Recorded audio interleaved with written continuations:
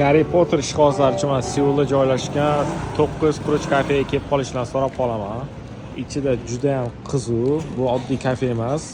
Ichida har xil zadaniyalar bor. Oxirida yutsanglar sizlarga sovg'a beradi. Hozir ko'rib olinglar, hammasi shu videoda bo'ladi. Polniy obzor. Joyga kirish narxi 20,000 won va 20,000 won ichiga bitta kokteyl ham kiradi. Bu joyi eng qiziq fishkalardan bittasi, bu har bitta etajda bittadan zadaniya bo'ladi. Bu zadaniya sizlar to'g'ri topib, oxirgi sekretniy komnatani topishingiz kerak bo'ladi. Men o'zim lично buni topishim uchun 1,5 soat vaqtim ketdi. Shunda ham oxirgisini topa olmadim. Podarkani menga shundoq berib yuborishdi. Kelib ko'ringlar, juda ham qiziq. Bir marta kelishga arziydi lekin. Sizlar oxirida Garri Potter uniformasini kiyib fotosessiya qilsanglar ham bo'ladi.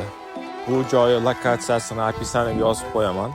Kim bilan shu joyga kelgan bo'larsiz? Kommentariyada yozib qoldiringlar.